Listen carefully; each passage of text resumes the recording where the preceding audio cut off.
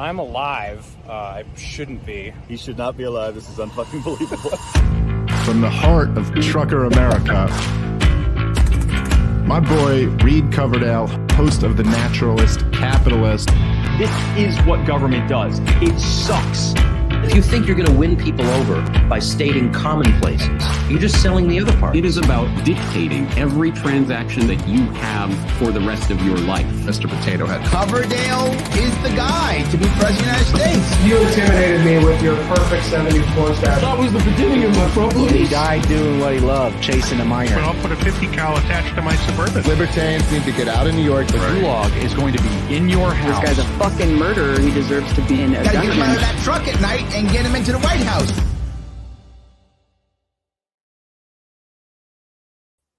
Hello, everyone. I hope you're having a good Thursday night if you're watching this live on YouTube. It's been a long week for me, but I'm hanging in there. And with every day having the possibility of nuclear war, it's pretty bad. It's pretty hard to have a bad day. You know, like things have to be pretty shit, all things considered, to not consider a 24-hour period of success. Anyways, if you're watching this live on YouTube, you can see it on Odyssey tomorrow when it'll upload there automatically. And if you would rather listen, you can follow me on Spotify and Apple Podcasts, and I upload the audio versions within a couple days. But anyway, tonight, back on the show for the, 12th or 13th or 14th time, we've got my buddy Dack Rouleau from Overwritten. Dack, how you doing tonight? I've been doing great. The only reason I was late for tonight's show was because I was celebrating Leah Thomas's Division I swimming championship. So I just wanted to really congratulate her. That's why I was partying so hard because I was so happy for her. And that's the only reason that the show is late tonight. You are like the most Hitler person if you don't admit that she is 100% woman, by the way. I mean, I just look at her and that's all woman to me. That's what I think. Yep. That's why we have to specify and make sure that we're constantly saying that she's a trans woman. So that way you know that she's authentically female, right? That's why the prefix is necessary so that you understand the authenticity. See, my grammar won't work unless your grammar works too. That's how things go now, Dack. It's not, everything has to be reciprocated. Nothing stands on its own anymore. Nothing can protect you. Everyone else has to take part in it for the protection to work. We've been over this the last 2 years. Right. And we all here in the independent media have to share the same exact sentiment with the same exact verbiage every single time. Like I lost maybe 5 subscribers from my YouTube channel because I did not mourn the demise of RT America. And so because I said that I was just so delighted that channel is gone now, that makes me a bad guy, I guess, that I expressed a different opinion from other people. But that's how you know the independent media is really independent, because everyone says the same exact thing. Yeah, so I want to get into that in a minute. But since we're talking about obviously female swimmers, yes, did the conservatives have a point 10 years ago? Because I laughed them off when they were saying, oh, next people are going to be marrying their toasters. Next, they're going to be, just going completely off the rails. This isn't going to end here. Did they have a point? Well, no, because I'm not sure the extent to which this gender is a myth narrative. We don't know the extent to which it's organic or the extent to which it's being pushed by the CIA. I suspect someday we'll have some documents declassified that will indicate the extent to which this was inauthentic. But I'm just going to lay the cards on the table right now. You're talking about gay marriage, basically. Yeah. That same-sex relationships, there is a historical precedent for that going back thousands of years. You can read about Plato having sex with males, many of them under the age of 13. And the Bible talks about homosexuality. Like that is a behavior that has been documented for thousands of years. Trying to stop it just makes you anti-naturalist. This concept that gender is a myth, and if you don't subscribe to that, then you are a fascist and a bigot, that is an extremely recent concept historically. And so, no, I don't think that the conservatives were right. I think that, if anything, the conservatives' inability to get realistic about gay marriage probably paved the road for a lot of the insanity that we're dealing with now. Conservatives, as we call them in the last several years, have just been so completely useless that, as far as I'm concerned, they're just as much to blame for this as the left. Yeah. So do you think that any of the craziness that we're dealing with now from the left is a reaction to the right, or do you think it was inevitable either way? Do you think this is a backlash against cultural conservative values of like 10 years ago, or more than that now, 15 years ago? Or do you think we would have ended up here anyways?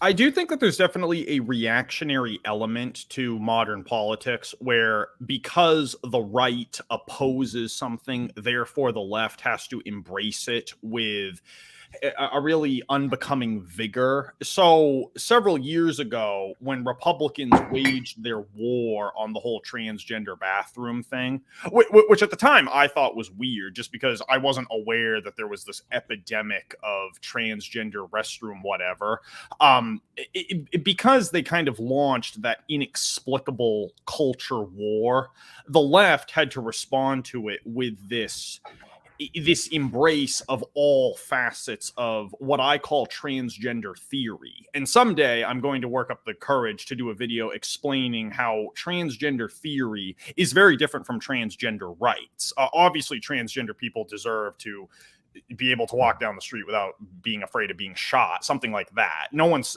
like, I have never suggested that they shouldn't have the right to vote or something ridiculous like that. But that's entirely different from transgender theory, which is embracing the tenets that simply because you identify as X, therefore you are in fact X.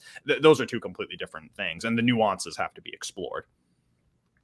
Sure. So let's jump right into the controversy with RT. You did put out a pretty controversial video, which I watched. And I think summaries could be made that are inaccurate about it, but this is what I thought from watching it. You were saying the mainstream media is worse, the US empire is worse, banning RT off of platforms is terrifying. It's a blatant display of authoritarianism that should have us all concerned. But as far as the quality of the work that RT put out goes, you do not shed a tear at the lack of their existence anymore. Is that a pretty accurate summary? Yeah, and I don't want to go through the whole soap opera of what happened in the fall of 2020. I'm trying to be more of an adult than that. But basically, this is the short version for the audience out there. And the audience can believe me or they can reject what I'm going to say. I have come to know several of those people involved in the RT America thing personally, the people who were working for that network. I met them personally, got to know them personally. I can assure you, they don't have much in the way of integrity, be it political or moral. And so with RT America, what I saw was a smaller version of the mainstream media. Like, it still had the corporate media's apparatus or structure. It was just more politically accurate in what it was saying as far as American war crimes. But as far as actually teaching people intellectual independence, no, RT never even approached anything like that. RT didn't teach people to think. It taught people certain things to say. And so I did not see that RT was the modern Socrates enlightening a whole new generation of activists. I saw it as it was kind of like a maze that kept people trapped within trying to pursue this ultimate prize, the prize being getting a job at RT. I think that there were a lot of people in the independent media who thought that someday they were going to get a job with RT. And I understand I'm not presenting objective facts right now. I'm just saying you can take what I can say or you can reject it. I knew a lot of those people. They were scum, and I am laughing hysterically that they are now forced to go apply for food stamps. So I found myself falling for this a little bit recently, because there were these reports that Russia was going to invade Ukraine. And I still don't know how many of them were actual intelligence versus propaganda. But I thought there was a 0% chance that any of it was accurate. And it's not because I thought there was no legitimate reason for Putin to actually be aggressive, but I was just like, no, you guys are just making this up. This is just fake. It's fake news. This isn't happening. And then sure enough, Putin invaded Ukraine. So I was sort of left there thinking, maybe I've become, in a way, what I have set out to destroy, you know. And the thing I hate more than anything is contrarianism, because it's like a more intelligent version of letting the establishment dictate what is true. Because if you just believe the opposite of whatever the establishment is saying, they're still setting the rules. But it's under the guise of independent thought and you know, taking a different angle or something. Like, it just makes you feel better if you're not saying the same thing as them. But if you're literally always just going to do the opposite of whatever they say is going to happen, then you haven't really won. Is that kind of what RT was to you? Do you think that they weren't necessarily objective? It was just anti-American, and that it was basically still letting the American establishment dictate the truth by just opposing everything they said? Yeah, I would love at some point to do just a long video talking about the intellectual failings of and trappings of RT. But the thing is that, yes, ultimately what happens is, if the mainstream media becomes the standard and then the independent media becomes a critique of the mainstream media, then the independent media is a footnote to the mainstream media. It's just a reaction to it. It's a commentary upon it, which means that the mainstream media is more important. So as far as RT, which RT was not independent, it was funded by the Russian government. And all of these people who said that the BBC was untrustworthy because it was funded by the British government, or that whatever America is producing is untrustworthy because it's being funded by American corporations, obviously the Russian government was going to have a bias. Obviously the Russian government was going to have tendentious commentary. And people were able to deny that simply because the narrative that was presented on RT was different from the mainstream media. And so I saw basically people who used to trust the mainstream media turning to RT. They were carrying all of the same bad intellectual habits that they developed during their NPC years, and they were continuing to indulge that while they watched RT. So I hadn't watched RT regularly in over 2 years. I had moved past it after I realized what scum most of the people who worked for that network were. So I'm past it, basically. The people who unsubscribed from my channel because I went after RT in a video, and because recently Christy joined me to mock the Free Assange activists who are going nowhere fast, those are people who just, I like to think of it as they're still stuck in that kind of NPC mode, being dependent on the mainstream media, and they just haven't caught up to our conversation yet. So RT News was instrumental in my walk away from the neocon bullshit that I once embraced. And I saw a lot of conversations on RT. They had people like Peter Schiff, Ron Paul, Abby Martin, people who were opposing the mainstream narrative on all sorts of things. And it really opened my eyes to, you know, the possibility that what I thought was wrong. So I think in your video, you also said that RT in the past had also been instrumental for you. Is that correct? Yeah, RT did help me to make sense of some of the mainstream American propaganda. It was just that after a certain period of time, I didn't feel that it was giving me anything new. I felt like it was just, in a sense, it was keeping me in a certain state of mind and not allowing me to grow beyond that. Gotcha. So maybe another light to put this in is I think that there is certainly a lot of valuable there are a lot of valuable lessons you can learn from the Bible. I think, about generosity, about forgiveness, about wrath. Like, I mean, just all sorts of different mental exercises you can go through reading that book. But if you never move past the Bible, if that's all you ever look at and you just embrace that as absolute truth, I think that's a mistake personally. So do you think some people were doing that with independent media sources, that they were accepting them as absolute truth instead of just a good place to get a counter narrative from what the mainstream establishment said was going on?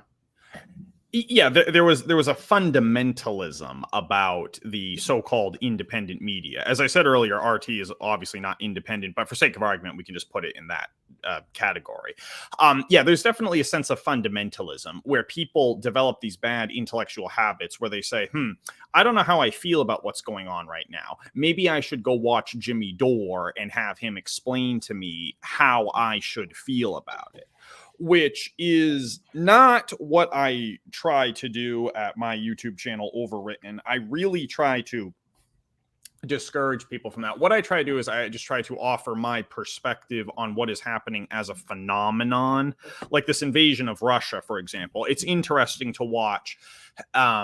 It's interesting to see how people who care about this whole Russian-Ukrainian conflict, they seem to be comfortable in a way that they have the free time to advocate on behalf of Ukraine or whatever. But I'm not telling people to adopt a specific moral view of the conflict itself. Whereas with Jimmy Dore and all of these other independent media commentators, I got the sense that they were moralists who were trying to deliver a rigid moral perspective, like trying to tell you to take a definitive moral stance. And I don't like that. I don't like when these people try to present themselves as intellectual authorities, basically, because it raises questions. What is their credential? Well, their credential is because they work for RT. That's not really a credential. I don't know. I mean, I think there are some people who are going to get my criticism of RT, and there are some people who are not. I guess I just have to live with that. Not everyone's going to understand everything I say. Yeah, I don't know what you think of this person, but I actually got to meet him a couple weeks ago. Ford Fisher, are you familiar with him? I am not. Okay. Ford Fisher is, I don't know what, he's a journalist who just goes around the country and films all sorts of different events. He was at Charlottesville. He was at January 6th. He's been at all these different things, and his reporting has been completely objective. I mean, there's no opinion inserted at all. And I actually met him in person when I was in Washington, D.C. a couple weeks ago. And I realized I didn't even know what his politics were. I had no idea. And he told me he was a libertarian and he's part of the Libertarian Party. But I honestly, he could have been a progressive. He could have been a conservative, could have been a liberal, could have been. That's a good sign. I have no idea. That's a good sign when you can't tell someone's politics. That's usually a good sign. Yeah. So, I mean, do you know of anyone who does a good job that you think, I mean, because I will not say that I'm objective. I definitely add a slant to everything. Like I'm very opinionated. But do you know of anybody who really does do that objectively, just presents the facts? Can you think of anyone that inspires you in that way? Well, you mean besides you? Because you are my inspiration, Reed. Yeah. You came before me. What are you talking about? So yes. Well, yes. There was no light before the naturalist capitalist. There shall be none after. But no, seriously. To everyone out there who thinks I'm this arrogant prick, I'll name two people on YouTube right now who do a much better job than I will ever do with my channel. One is Jonas Saika, I think is how you pronounce his name. It's CCK Philosophy. It used to be called Cuck Philosophy. Search him on YouTube. He does a wonderful job talking about different philosophers. He had a great video critiquing Jordan Peterson, actually, and I tend to like Jordan Peterson most of the time, but he did a video called "Jordan Peterson Doesn't Understand Postmodernism." He does a very good job on that channel. He doesn't do videos very often, but when he does, they usually are must see. He did a great video about The Simpsons and how The Simpsons is no longer a satire. That I thought was wonderful. And also, I'll say this for a more mainstream person, I think Russell Brand is actually doing a pretty good job on his show. The thing is, I just don't watch any YouTube media regularly. like I just ordinarily prefer to read rather than to watch what someone is saying or listen to what someone is saying. But yeah, if someone wanted to, if someone kind of liked what I was doing on my channel but wanted a little bit more, I would recommend those two guys. So yeah, I think that there's definitely good work being done in the independent media. It's just that I'm not exposed to it because I don't spend my time plumbing the depths of YouTube and elsewhere trying to find these good sources. I've listed all the people that I think are trash in my videos before. But yeah, those two guys I would say are definitely worth subscribing to. Mm-hmm. So, do you think this is just an inevitable flaw of human nature to coalesce around a certain narrative? Because I have certainly seen what you're talking about. I'm friends with Scott Horton, who's a foreign policy expert. Okay. But a lot of people will wait to have an opinion on something until he finally says what he thinks, or the same with Dave Smith. People will not take it upon themselves to learn anything and then base their opinions on current events, on knowledge that they've amassed about, geopolitics or whatever's going on in the country. They have to wait until their icon or their hero says something, and then they'll align with them afterward instead of trying to create their own independent thought. So do you think that's just... that's in libertarian world. Libertarians are supposed to be the individualists, the free thinkers, the nonconformists, and that happens in that circle. So do you think that this is just human nature and it's inescapable to a point? Yeah, anytime you have a group, that's when you're going to have irrational thinking. When people are in groups, that's when their herd instinct begins to take over. And so they're not going to be especially engaged in critical thought because their goal is to preserve the group, even if the group does not deserve to be preserved. I saw that in several activist circles that I was a part of. I saw that irrational behavior took over simply because it's a group. Someone's trying to emerge as the alpha male or the alpha female, as the case may be. There's corruption. There's a desire to lead the group. So yeah, I think groupthink is going to occur whenever you have a group. But there's also, within these groups, there is an obsession with intellectual and ideological purity. There's a desire to find someone who never makes a mistake. And this intellectual intolerance is something that I think prevents people from reading classical philosophy, which I think is necessary for anyone who wants to understand the world that we live in today. A lot of people say, well, I don't want to read Plato because he was okay with slavery. Well, okay, if you're not willing to look past that to see the unbelievable value of his thought, then maybe you're the kind of person who shouldn't be reading Plato in the first place. Another one that I come up against all the time is Nietzsche with his undeniable misogyny. And people have said that I'm a misogynist because I read Nietzsche. Well, okay, I don't agree with Nietzsche's comments about women, but if you, again, are unwilling to look past that in order to see the value of it, then I just don't think reading philosophy is for you. I don't know how many times I read like classical literature that said atheists were immoral scumbags who could never be trusted to do anything. I always had to look past that in order to appreciate, Dostoevsky or Les Miserables or whatever. So basically, to the people out there who are like, I don't want to listen to this guy because I disagreed with him on something like that. I hate to say grow up because I feel like that's a cheap response. But I also think it's correct. Yeah.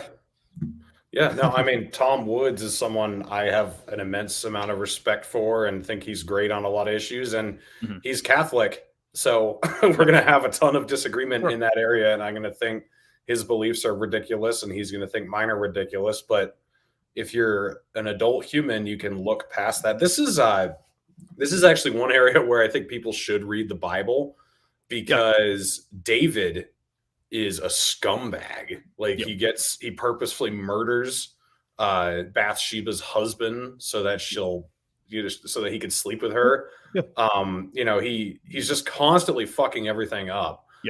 But at the end of the day, he's a man after God's own heart and he's a great steward for what God wants to see done in the world. So the whole point being, like, this guy fucked up a lot. This guy's far from perfect. This guy did terrible things, but you know, like, he's still kind of in the big picture, the type of guy that God wants. So this whole, like, this ideological purity is, I mean, it's just a cancer, because you can't get anything done, and you can't talk to anybody. You can't add on to any of your own ideas, because everyone already has to agree with you 100%. Right. The real reason that I was late tonight for the video is because Christy and I went to go see The Godfather is re-released in theaters. And, you know, I babbled on about that movie so many times before, but what is the world of that film? It is unbelievably misogynistic.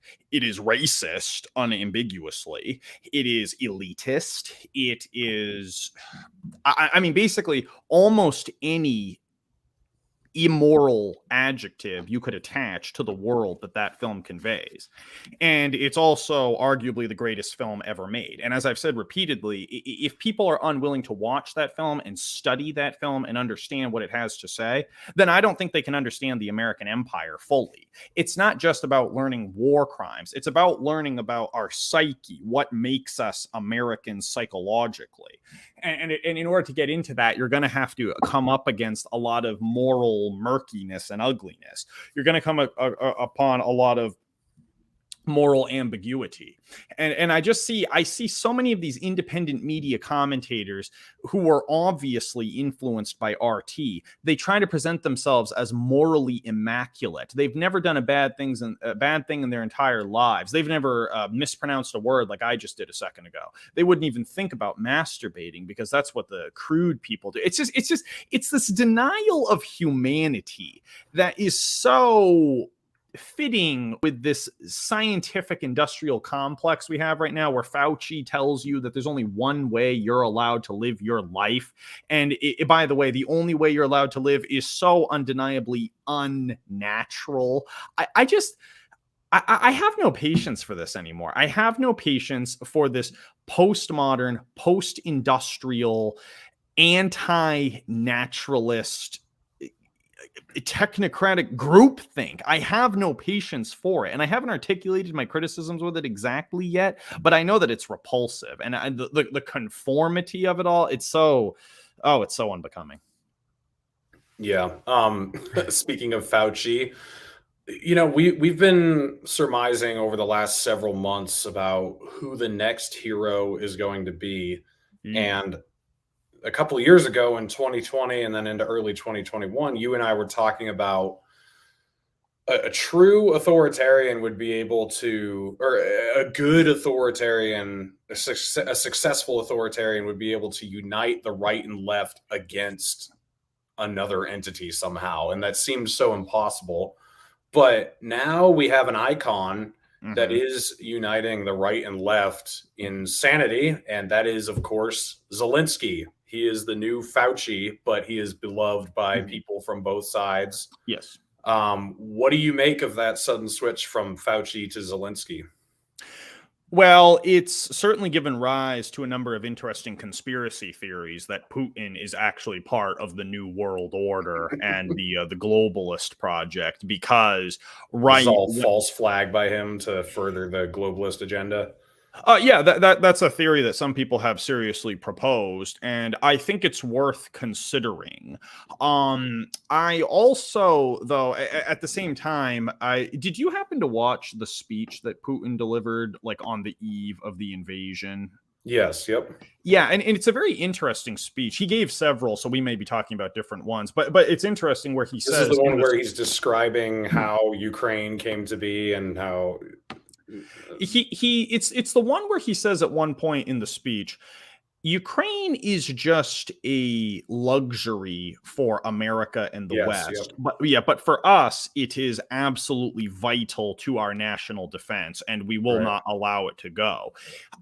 So it seems to me that he spent the last 8 years preparing for this, and how it's affecting the lives of us in the independent media, I don't think he's especially concerned with that. But yes, this public worship of Zelinski, like any form of public worship, it's extremely unbecoming. It's extremely undignified. And I just, some of the propaganda with this stuff is really laughable. The story about the man who was shot at the bread line, and the way they try to tug on the heartstrings, kind of like with Afghanistan, where they talked about the service dogs that were left behind. Yep. You remember that one? Oh, Right. Yeah, we did a whole video about it. Yep, I remember us talking about it. Yeah. There is some seriously cheesy propaganda here with this Ukraine stuff, where there was an article in NBC News recently about the psychic toll that the McDonald's closing up in Moscow is having upon the native Russian population. Like, I mean, it's really brain dead stuff that they're pushing on Ukraine. But yeah, of course, I hear people all the time talking about how horrible it is that that Russia bombed an orphanage or something like that. So the way that people are united in this opposition to Russia, it's not what I predicted, but obviously it's not surprising. Yeah, I mean, you remember a couple months ago on my channel, we were talking about every day is January 6th, and January 6th was going to be the new Holocaust or whatever. It was going to be the new thing that people look back on with horror. And instead, it seems to be that they're going with the Ukrainian invasion as being the next Holocaust. In fact, you know, you were suggesting that the Nazis are going to be retired as this ultimate evil because most of the people who were alive during that time are starting to die off, like they're in their 90s or later. At least anyone who remembers that time. What I've seen from people on Twitter has been incredible, and some big names too. You know, instead of saying Putin is the new Hitler, it's Putin is worse than Hitler. Putin is doing things that Hitler never would do, apparently. Like one person, I wish I could remember who was saying it, but one person was saying Hitler never killed German-speaking people. Another one was Hitler. Even if that was true, what is the point? Yeah, it was not true, obviously. No, and then another one was Hitler never used chemical weapons on people. So it seems like Putin is the new bad guy, and this is actually, you know, they're attempting to replace Nazi Germany with Putinist Russia. I mean, it's not even communist Russia. It's not the Soviet Union. It's like this lamer, less scary version of Russia. And they're even minimizing the actual neo-Nazis who are in Ukraine, who stem from the Stepan Bandera group back in the 30s and 40s that the Waffen SS used to round up Jews and murder them. And they use them to fight against the Russians. And like, it's just pretty incredible. But that seems to be the pivot instead of January 6th. Well, earlier I was talking about when you hate classical art or literature, you are denying yourself a window into the past. The stuff that you're talking about, people saying on Twitter, that is a byproduct of that same historical aversion. People who are afraid to actually learn anything about history are going to make anti-historical comments like that.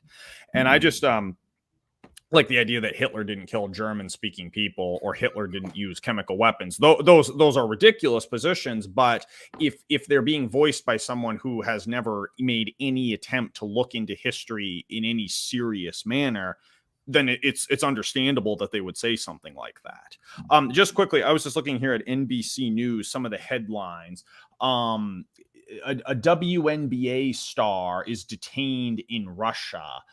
Ukrainian refugees taking shelter in churches. Russia has attacked dozens of Ukraine health facilities. American man killed in Ukraine while waiting in bread line. Minnesota man vanishes in Ukraine. Russia's frozen billions. I mean, it's just so blatantly propagandistic. We've seen this before, but there's an immense social pressure to try to get people to support Ukraine, whatever that means. It really means supporting an American investment.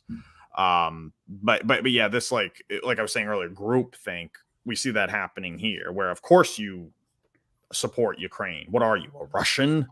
Right. Yeah, something that you and I have talked about in the past, not quite as much recently, but we did talk about it a lot in 2020, was the demise of the dollar and how that was going to play out. Mm-hmm.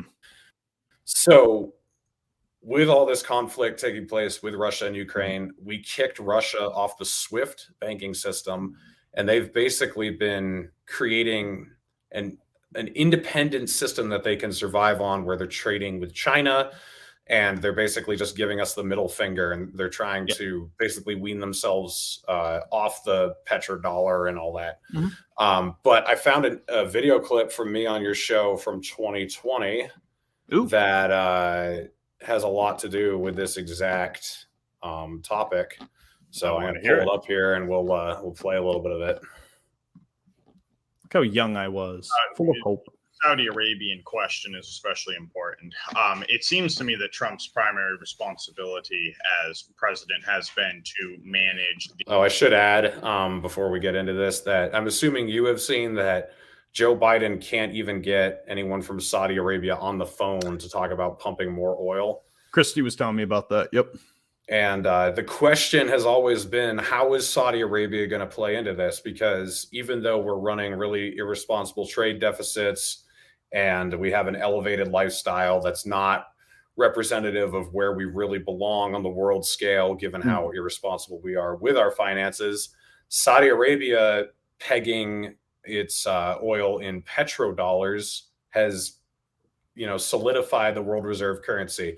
But they've been in talks with China for the last several months about starting to price oil in yuans instead of dollars. Yep. And now that Biden can't get on the phone with anyone from Saudi Arabia, we could be headed for interesting times. So this is just very topical, and I thought it was funny to play it back now.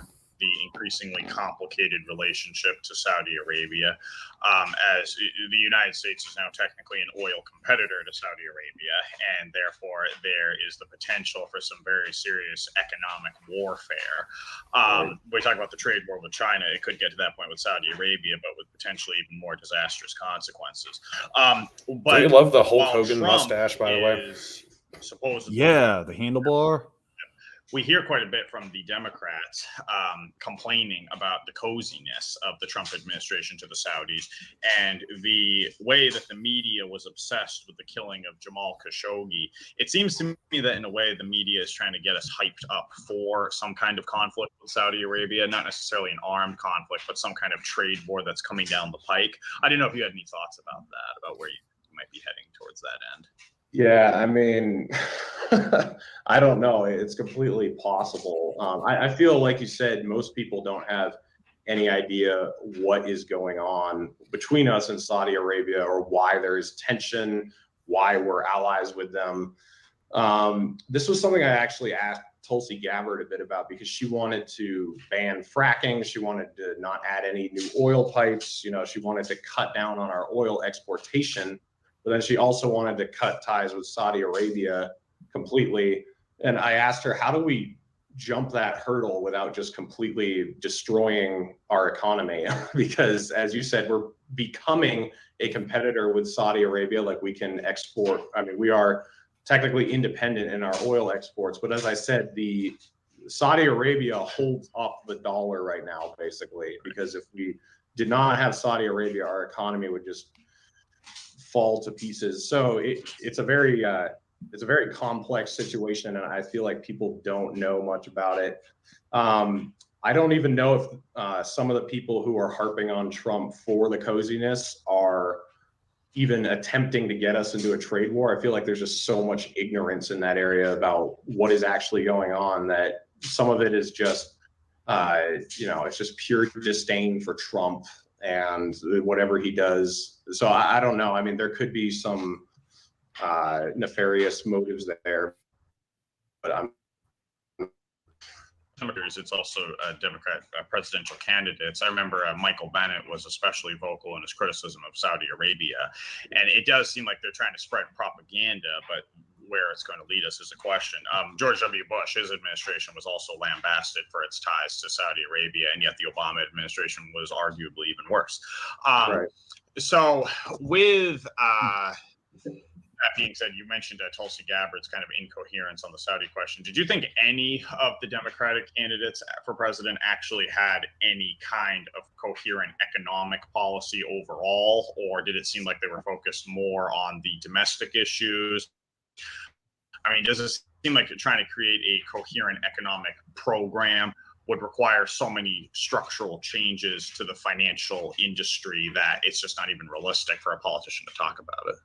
Yeah, I didn't hear anyone who I thought had a realistic economic goal. I think she was actually the best, probably, because even though she had these ideas about Saudi Arabia that I thought were confusing. And by the way, just so people watching know, I think we should cut ties with Saudi Arabia, but we can't just do it right off the bat and also kill our oil industry. That's insane. Like, there's no way. So I do want to cut ties with them, but that would be.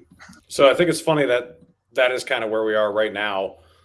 We have destroyed our energy sector, and we're also, it's funny, like, he hasn't been attempting to cut ties with Saudi Arabia. He's still supporting them in their genocide in Yemen, even though he promised to end it over a year ago.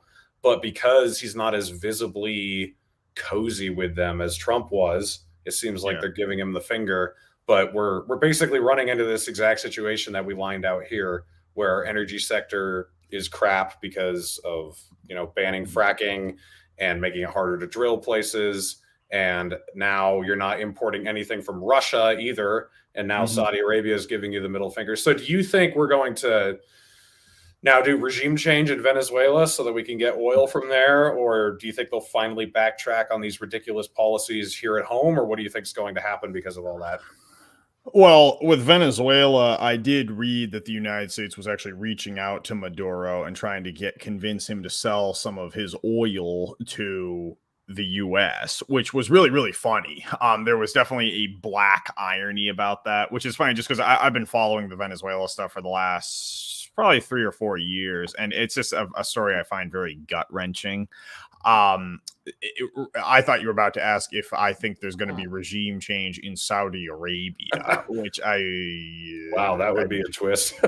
Well, basically the way it works is that because America has this epic financial empire that has so many different bases in so many different parts of the world, it seems to me that any country that attempts economic independence from the United States is the target of the US's wrath. And so Venezuela is an example, North Korea, Russia, etc.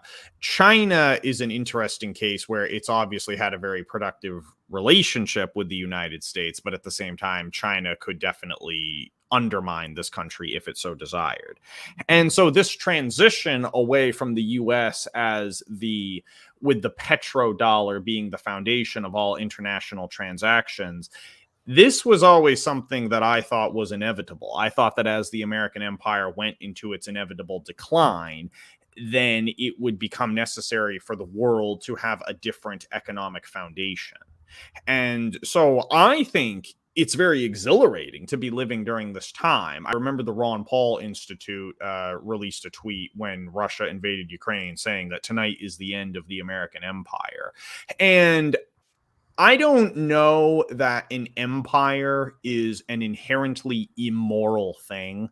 I don't think it really helps to look at empires that way. I think that if there's an opportunity for a country to garner as much power as the American government has in the world, then obviously some country is going to do it. So it's just a natural process, like cancer.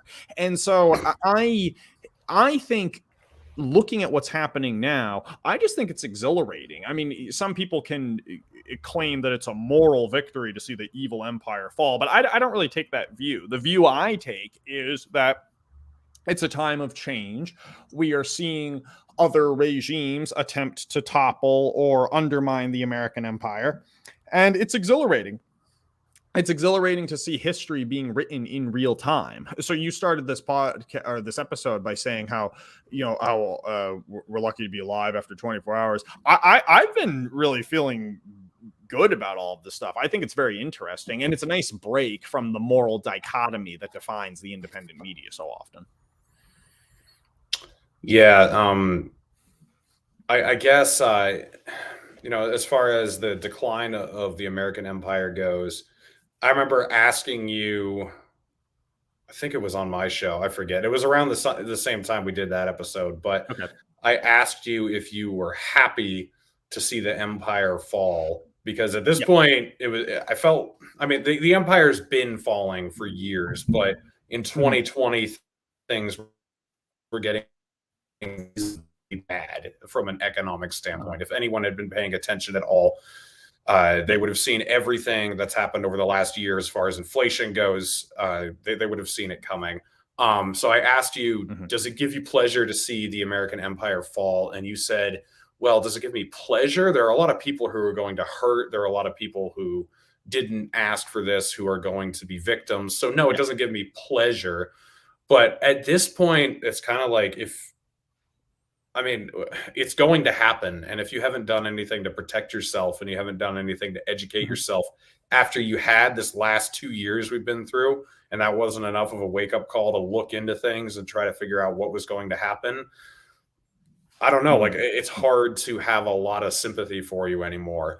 And I'm with you. Like, I want to see this empire fall, but with me, it is a little bit more of a moral thing. Like, it saddens me that in other countries people are persecuted, but my tax dollars don't support that in a lot of cases. What's going on in Palestine and what's going on in Yemen are directly supported by my tax dollars. Yeah. And there's not anything I can really do about that short of going to prison by evading taxes or, trying to get off the system somehow. But even if you do that, it's still going to continue on, and it's still in a country that you grew up in and that you're connected to. So what's going on in Palestine and Yemen is just outrageous to me. So and what we've done in Iraq, what we did in Libya, what we've done in Syria, just go down the list, Vietnam, even World War II, things we did back then, it's just atrocious. So seeing it fall is a necessary step in my mind. And if you're not ready for it at this point, it's just kind of like, it's kind of too bad. I wish you had paid attention longer. And it's not like it's too late right now. Like, you still can do stuff to protect yourself in the little time that is left. But what are your thoughts on that? Well, as far as protecting yourself, I don't know if any of us have actually protected ourselves, because we don't know how bad this is all going to get. True. Some people might have a month's worth of food down in their basement, and that may sound great, but what if some calamity strikes that lasts 2 months? So as far as protecting yourself, I think that's a hypothetical standard that we'll find out who's really prepared at some point. Sure. But as far as waking up, I'm not saying that I'm happy that there are idiots and sheep and NPCs who are going to perish in all of this. I'm not saying that I'm happy for their loss, but what I am saying is I stand by what you just quoted me saying in that video a year and a half ago, is that if nothing that has occurred since the beginning of the pandemic has really inspired you to question what you're being told at a fundamental level, like nothing. I mean, seriously, someone who's like what Nietzsche would have called the last man, someone who really has not even questioned any part of the narrative over the course of the last 2 years.